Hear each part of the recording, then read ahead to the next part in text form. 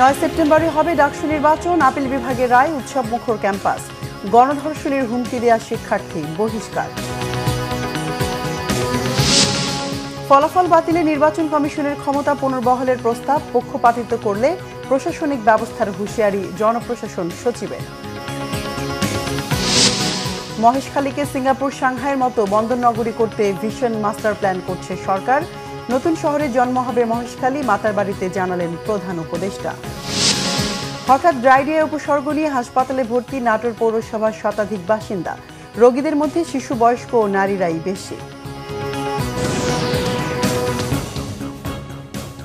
দেখছিলেন crown cement সংবাদ শিরোনাম। 9 সেপ্টেম্বর ঢাকা বিশ্ববিদ্যালয়ের কেন্দ্রীয় ছাত্র সংসদ ডাকসু নির্বাচনে বাধা নেই। নির্বাচন স্থগিত করে হাইকোর্টের দেয়া আদেশ আপিল বিভাগেও স্থগিত হওয়ায় ডাকসু নির্বাচন নিয়ে আইনি জটিলতা কাটল। নাবিল জাহাঙ্গীরের রিপোর্ট। ডাকসু নির্বাচন নিয়ে আইনি জটিলতা শুরু হয় শিবির সমর্থিত জিএস প্রার্থী SM ফরহাদের প্রার্থিতা বাতিল চেয়ে করা একটি রিট আবেদনকে ঘিরে। ফরহাদ নিষিদ্ধ ঘোষিত সংগঠন ছাত্রলীগের পদে ছিলেন দাবি করে তার প্রার্থিতা চ্যালেঞ্জ করে হাইকোর্টে রিট আবেদনটি করেন অপরাজয় ৭১, অদম্য ২৪ মনোনীত মুক্তিযুদ্ধ ও গণ আন্দোলন বিষয়ক সম্পাদক BM ফাহমিদ আলম। প্রাথমিক শুনানি নিয়ে মঙ্গলবার বিকালে ৩০ অক্টোবর পর্যন্ত ডাকসু নির্বাচন স্থগিত ঘোষণা করে হাইকোর্ট। এর ৪৫ মিনিটের মধ্যে ঢাকা বিশ্ববিদ্যালয়ের আবেদনের পরিপ্রেক্ষিতে হাইকোর্টের এই আদেশ চেম্বার আদালতে স্থগিত হয়। বুধবার সকালে প্রধান বিচারপতি ডক্টর সৈয়দ রেফাত আহমেদের নেতৃত্বাধীন ৭ সদস্যের পূর্ণাঙ্গ আপিল বেঞ্চে হাইকোর্টের দেয়া আদেশটি স্থগিত চেয়ে করা আবেদনের শুনানি শুরু হয়। রিটকারীর আইনজীবী আদালতকে বলেন, ডাকসু নির্বাচন স্থগিত করার কোনো আবেদন তারা করেননি। সাবমিশনের প্রথমেই এটা আমি বলেছিলাম যে ডাকসুর ইলেকশন স্থগিত হবে, এটা আমরা চাইনি। শুধুমাত্র একটাই বিষয়, SM ফরহাদ বিবেচ্য বিষয় নয়। বিবেচ্য বিষয় হচ্ছে যে কেউ যেন নিষিদ্ধ ঘোষিত ছাত্রলীগের নির্বাচনে অংশ নিতে পারে। পরে ৩০ অক্টোবর পর্যন্ত হাইকোর্টের দেয়া আদেশ স্থগিত ঘোষণা করে আপিল বিভাগ। হাইকোর্ট বিভাগ যে ডাকসু নির্বাচনের উপর স্থগিতাদেশ দিয়েছিলেন, এটি অনারেবল জাজ ইন চেম্বার স্টে করে দিয়েছিলেন। আজকে বাংলাদেশের সর্বোচ্চ আদালত হাইকোর্ট ডিভিশনের আদেশের উপর স্থগিতাদেশ দিয়েছেন। বলেছি যে আসলে কখনোই উনি কোনোদিন ওই নিষিদ্ধ সংগঠনের সাথে জড়িত ছিলেন না। আদালত আমাদের এই বক্তব্য গ্রহণ করেছেন এবং আদালতের কাছে আমরা আবেদন করেছি এইগুলো বিষয়গুলো মোটামুটি ডিসপিউটেড কোয়েশ্চেন অফ ফ্যাক্ট এবং রিট পিটিশনটাই রক্ষণীয় না, এখানে রুলই ইস্যু হয় না। ফরহাদের প্রার্থিতা বাতিল চেয়ে হাইকোর্টে করা রিট আবেদনটির পরবর্তী শুনানি ৩০ অক্টোবর। নাবিল জাহাঙ্গীর, বাংলা ভিশন, ঢাকা। এদিকে ডাকসু নির্বাচনে প্রচার প্রচারণা চলছে। নির্বাচনকে ঘিরে উৎসব মুখর ক্যাম্পাস। ডাকসু নির্বাচন ইস্যুতে বুধবার chief returning officer doctor Mohammad জসিমউদ্দিনের সঙ্গে বৈঠক করে ছাত্রদল। প্রায় ঘণ্টাখানেক এই বৈঠক অনুষ্ঠিত হয়। ছাত্রদলের পক্ষ থেকে বলা হয়, 9 সেপ্টেম্বর ডাকসু নির্বাচন সুষ্ঠু, নিরপেক্ষ ও অংশগ্রহণমূলক করতে হবে। সব শিক্ষার্থী যেন ভোট দিতে পারে সে পরিবেশ নিশ্চিত করতে হবে। এদিকে নির্বাচন সামনে রেখে সকাল সন্ধ্যা হলে হলে প্রচার প্রচারণা চালাচ্ছেন ভিপি, GS, AGS সহ বিভিন্ন পদপ্রার্থীরা।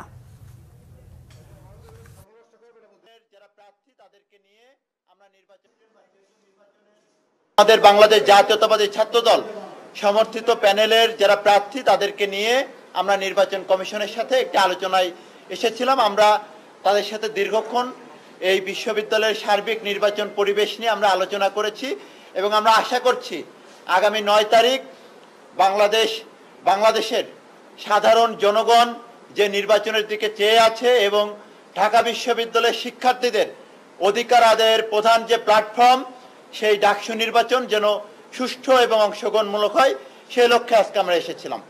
সামাজিক যোগাযোগ মাধ্যমে বিশ্ববিদ্যালয়ের একজন ছাত্রীকে হুমকি দিয়ে আপত্তিকর স্ট্যাটাসের জন্য শিক্ষার্থী আলী হোসেনকে ঢাকা বিশ্ববিদ্যালয় থেকে 6 মাসের জন্য বহিষ্কার করা হয়েছে। এ বিষয়ে গঠিত প্রক্টোরিয়াল সত্যানুসন্ধান কমিটির সুপারিশে আজ এই সিদ্ধান্ত নেওয়া হয়েছে।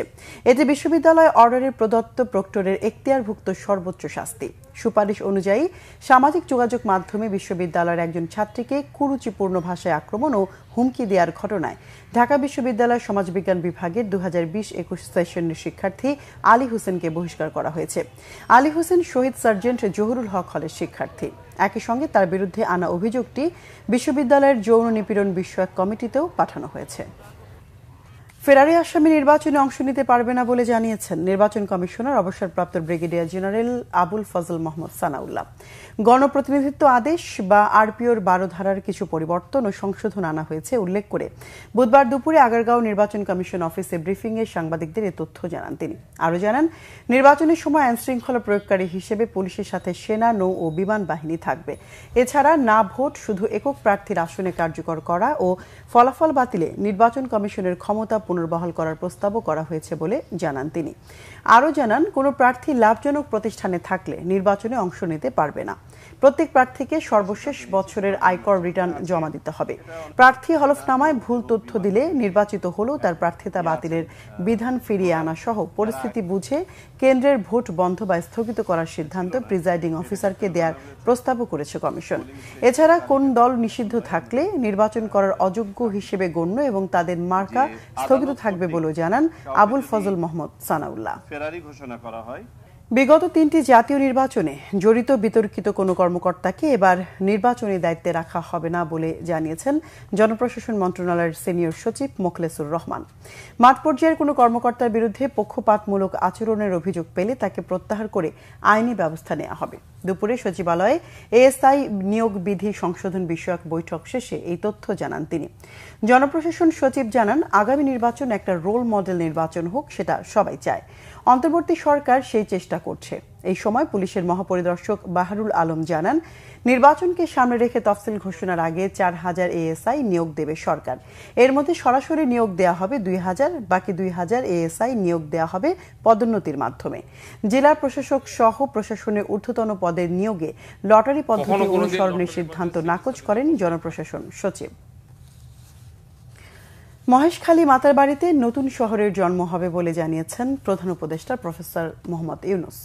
প্রধান উপদেষ্টা প্রফেসর মোহাম্মদ ইউনুসের সঙ্গে নবগঠিত মহেশখালী সমন্বয় উন্নয়ন কর্তৃপক্ষ মিডার সদস্যদের বৈঠকে প্রধান উপদেষ্টা এই কথা বলেন। বুধবার দুপুরে রাষ্ট্রীয় অতিথি ভবন যমুনায় মিডার চেয়ারম্যান চৌধুরী আশিক মাহমুদ বিন হারুন মহেশখালী মাতারবাড়ির প্রকল্পের উপর একটি প্রেজেন্টেশন দেন।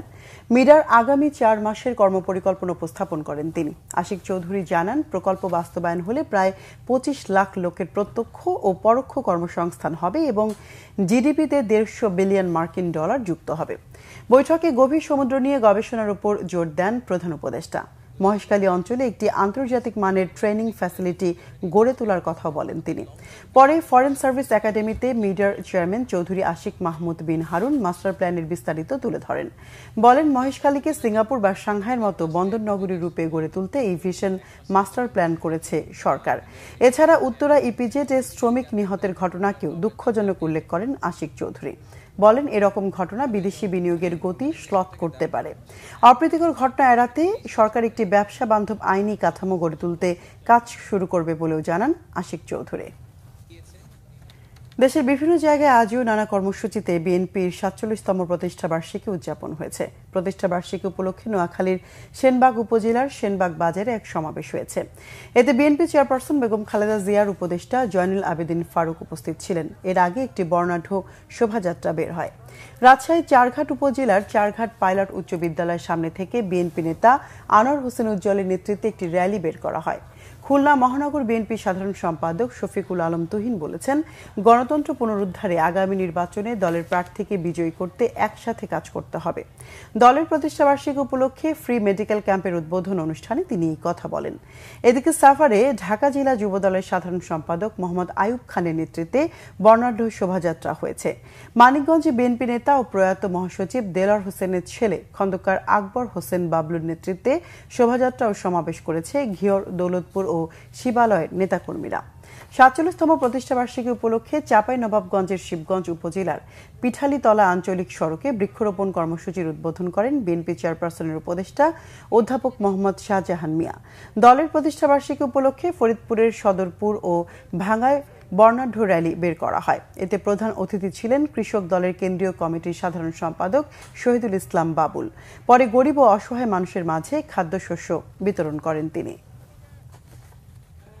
নাটোর পৌরসভার 2 নম্বর ওয়ার্ডের শতাধিক বাসিন্দা হঠাৎ ডায়রিয়ার উপসর্গ নিয়ে ভর্তি হয়েছে হাসপাতালে। এদের মধ্যে শিশু, বয়স্ক ও নারী রোগী বেশি।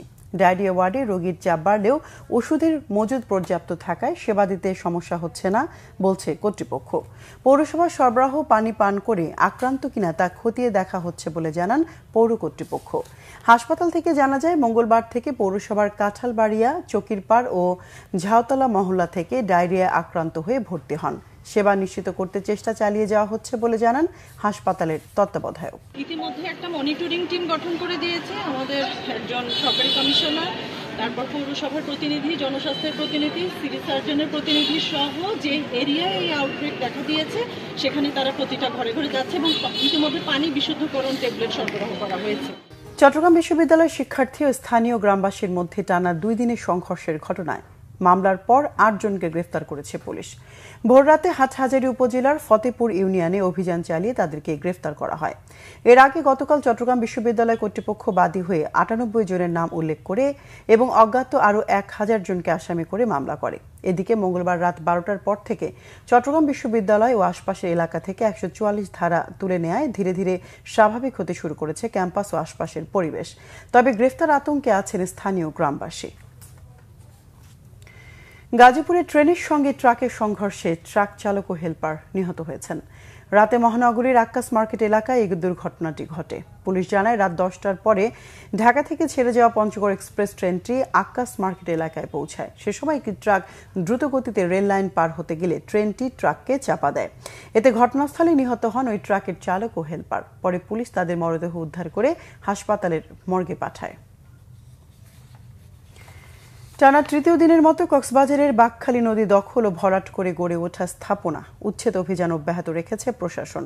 এ সময় দখলদাররা বাধা দেওয়ার চেষ্টা করলে আইনশৃঙ্খলা বাহিনী দৃঢ় অবস্থান নেয়। ফলে দুই পক্ষের মুখোমুখি অবস্থানে ধাওয়া পাল্টা ধাওয়া চলে। অভিযানকালে কক্সবাজারের পৌরসভা সংলগ্ন বিভিন্ন স্থানে নদীর ভরাট অংশে নির্মিত দোকানপাট, বসতবাড়ি ও ব্যবসায়িক স্থাপনা ভাঙতে গেলে দখলদাররা ক্ষিপ্ত হয়ে ওঠে। স্থানীয় প্রভাবশালীদের মদদে শত শত লোক নদীর তীরে জড়ো হয়ে প্রশাসনের কাজে বাধা দেওয়ার চেষ্টা করে। সেনাবাহিনী, বিজিবি ও পুলিশের কড়া অবস্থান ও অতিরিক্ত বাহিনী মোতায়েনের কারণে পরিস্থিতি নিয়ন্ত্রণে আসে। অভিযান পরিচালনাকারী নির্বাহী ম্যাজিস্ট্রেট জানান, হাইকোর্টের নির্দেশ অনুযায়ী নদীর ভরাট অংশে যেসব অবৈধ স্থাপনা রয়েছে তা পর্যায়ক্রমে উচ্ছেদ করা হবে। প্রশাসনের কাজে কেউ বাধা দিলে আইনগত ব্যবস্থা নেওয়া হবে বলেও জানান তিনি। আগস্ট মাসে নিউমোরিং কন্টেইনার টার্মিনাল এনসিটিতে 1,22,517 একক কন্টেইনার হ্যান্ডলিং করে রেকর্ড করেছে চট্টগ্রাম বন্দর। এ সময় মোট 75,587টি কন্টেইনার হ্যান্ডলিং করা হয়। দুপুরে চট্টগ্রাম বন্দরে আয়োজিত সংবাদ সম্মেলনে এই কথা জানান এনসিটির chief operating officer captain Mohammad Zahid Hossain. এ সময় তিনি জানান, গত বছর আগস্টে এই টার্মিনালে কন্টেইনার হ্যান্ডলিং হয়েছিল 96,000। সেই হিসেবে গত বছরের আগস্টের তুলনায় কন্টেইনার হ্যান্ডলিং বেড়েছে প্রায় 27.6%। কন্টেইনার হ্যান্ডলিংয়ে প্রতিষ্ঠানটি আগস্ট মাসে পরপর 2টি মাইল ফলক অর্জন করে। গেল 31 আগস্ট এনসিটিতে একদিনে 5,061 একক কন্টেইনার হ্যান্ডলিং করে নতুন রেকর্ড গড়ে সিডিডিএল। আগামী 6 মাসের মধ্যে চট্টগ্রাম বন্দরের বার্ষিক কন্টেইনার হ্যান্ডলিং সক্ষমতা 3.3 মিলিয়ন থেকে 3.5 মিলিয়নে উন্নীত হবে বলে আশা করা হচ্ছে বলে জানান এনসিটির চিফ অপারেটিং অফিসার। দেশের বিভিন্ন জায়গার আরও কিছু খবর নিয়ে একটি ডেস্ক রিপোর্ট দেখুন। নরসিংদীর চরাঞ্চল করিমপুরে জনসভা করেছে বিএনপি। এতে বক্তব্য রাখেন দলের যুগ্ম মহাসচিব ও জেলা বিএনপির সভাপতি খায়রুল কবির খোকন। পরে একটি র্যালি বের করে চরাঞ্চলের বিভিন্ন এলাকা ঘুরে আসে সমর্থকরা। খাগড়াছড়ির মাটিরাঙ্গা উপজেলা বিএনপির সাংগঠনিক সভা হয়েছে। মাটিরাঙ্গা দলীয় কার্যালয়ে দিনব্যাপী এই আয়োজনে বক্তব্য রাখেন দলের কেন্দ্রীয় কর্মসংস্থান বিষয়ক সহ সম্পাদক ওয়াদুদ ভুইয়া। জাতীয় আদিবাসী পরিষদের 32তম প্রতিষ্ঠা বার্ষিকী উপলক্ষে আলোচনা সভা হয়েছে বগুড়ায়। সংগঠনটির সভাপতি সন্তোষ সিং এর সভাপতিত্বে এতে প্রধান অতিথি ছিলেন বাংলাদেশ সমাজতান্ত্রিক দল বাসদ জেলা শাখার সভাপতি অ্যাডভোকেট সাইফুল ইসলাম পল্টু। আগামী 6 সেপ্টেম্বর পবিত্র ঈদে মিলাদুন্নবী সাল্লাল্লাহু আলাইহি ওয়াসাল্লামের জশ্নে জুলুসের প্রস্তুতি নিয়ে সংগঠনের কার্যালয়ে সংবাদ সম্মেলন করেছে আহলে সুন্নাত ওয়াল জামাত হবিগঞ্জ জেলা শাখা। এতে সংগঠনের সভাপতি আলহাজ মোহাম্মদ রইস মিয়া জানান, সেদিন শহরের চৌধুরী বাজার থেকে জশ্নে জুলুস অনুষ্ঠিত হবে। শান্তিপূর্ণভাবে তা পালনে সকলের সহযোগিতা চান তিনি। গোপালগঞ্জের প্রাথমিক বিদ্যালয়ের কৃতি 426 শিক্ষার্থীকে সংবর্ধনা ও শিক্ষা উপকরণ বিতরণ করা হয়েছে। জেলা শিল্পকলা একাডেমি মিলনায়তনে অনুষ্ঠানে প্রধান অতিথির বক্তব্য দেন জেলা প্রশাসক মোহাম্মদ কামরুজ্জামান। পেঁয়াজ সংরক্ষণে অভিযোজন প্রকল্পের আওতায় কৃষকদের হাতে কলমে প্রশিক্ষণ কর্মশালা হয়েছে কুষ্টিয়ায় খামারবাড়ি মিলনায়তনে। জেলা কৃষি সম্প্রসারণ অধিদপ্তরের উপপরিচালক কৃষিবিদ আব্দুল করিমের সভাপতিত্বে কর্মশালায় প্রধান অতিথি ছিলেন অতিরিক্ত পরিচালক কৃষিবিদ আলমগীর বিশ্বাস ও প্রকল্প পরিচালক কৃষিবিদ মাহফুজুর রহমান। মানিকগঞ্জের মহাদেবপুর বাজারে গ্রামীণ বাজার অবকাঠামো উন্নয়ন প্রকল্পের আওতায় নির্মিত দ্বিতল ভবনের দোকান বরাদ্দে অনিয়মের অভিযোগ এনে এর প্রতিবাদে মানববন্ধন ও প্রতিবাদ সমাবেশ করেছেন বাজারের ব্যবসায়ীরা। শিবালয় উপজেলার মহাদেবপুর বাজারে সকালে এই কর্মসূচি হয়। জেলা পর্যায়ের সুশীল সমাজের প্রতিনিধিদের সাথে মতবিনিময় সভা হয়েছে কুড়িগ্রামে। জেলা প্রশাসকের সম্মেলন কক্ষে সভায় সভাপতিত্ব করেন জেলা প্রশাসক সিফাত মেহরাজ। পাচারের ঝুঁকিতে থাকা শিশুদের সুরক্ষায় ময়মনসিংহে মতবিনিময় সভা হয়েছে। জেলা ও দায়রা জজ সম্মেলন কক্ষে জেলা লিগ্যাল এইড ও বেসরকারি উন্নয়ন সংগঠন রূপান্তরের যৌথ উদ্যোগে অনুষ্ঠিত সভায় প্রধান অতিথি ছিলেন জেলা ও দায়রা জজ ও জেলা লিগ্যাল এইড কমিটির সভাপতি মোহাম্মদ জাকির হোসেন। কক্সবাজার চার্জিং গ্যারেজ মালিকদের কমিটি গঠন উপলক্ষে সম্মেলন হয়েছে। শহরের অভিজাত হোটেলে জেলা স্বেচ্ছাসেবক দলের যুগ্ম আহ্বায়ক মোহাম্মদ জরিফ আলীর সভাপতিত্বে এতে প্রধান অতিথি ছিলেন কক্সবাজার পৌরসভার সাবেক মেয়র সরওয়ার কামাল। কৃষক বাঁচাও বসতবাড়ি, কৃষি জমি, খেলার মাঠ সহ গ্রাম বাঁচাও এই স্লোগানে মানববন্ধন হয়েছে নড়াইলে। আদালত সড়কে এর আয়োজন করে লোহাগড়ার ঘাগা কোটাকল গ্রামের সাধারণ জনগণ। টাঙ্গাইলের প্রত্নতাত্ত্বিক ঐতিহ্য রক্ষা, খাল বিল জলাধার দূষণ ও দখলমুক্ত করার দাবিতে মানববন্ধন করেছে নাগরিক অধিকার সুরক্ষা কমিটি। শহরের নিরালা মোড়ে এই কর্মসূচি হয়। চুয়াডাঙ্গায় মেয়াদ উত্তীর্ণ রিএজেন্ট ফ্রিজে সংরক্ষণ ও ব্যবহারের অপরাধে 2টি প্রতিষ্ঠানকে 60,000 টাকা জরিমানা করেছে ভোক্তা অধিকার সংরক্ষণ অধিদপ্তর। হাসপাতাল রোড এলাকায় ক্লিনিক ও ডায়াগনস্টিক সেন্টারে এই অভিযান চালানো হয়। Nazneen Akter, Bangla Vision, news desk. সংবাদ শেষ করব ক্রাউন সিমেন্ট শিরোনামগুলো আরেকবার জানিয়ে।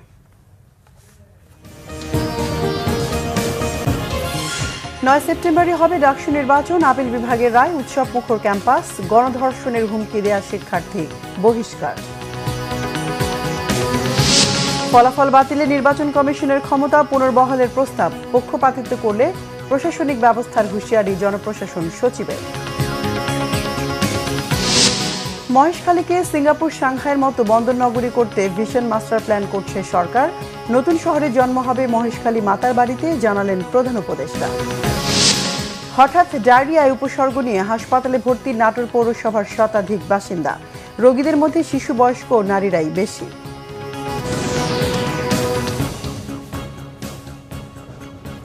দর্শক, এ ছিল এখনকার মতো। পরের সংবাদ সন্ধ্যা 7:30টায় দেখার আমন্ত্রণ রইল। এছাড়া বাংলা ভিশন সংবাদ ও সংবাদ সংশ্লিষ্ট অনুষ্ঠান দেখতে ভিজিট করুন www.bvnews24.com ও facebook.com/banglavisionnews এবং সাবস্ক্রাইব করুন youtube.com/banglavisionnews। এতক্ষণ সঙ্গে থাকায় ধন্যবাদ সবাইকে।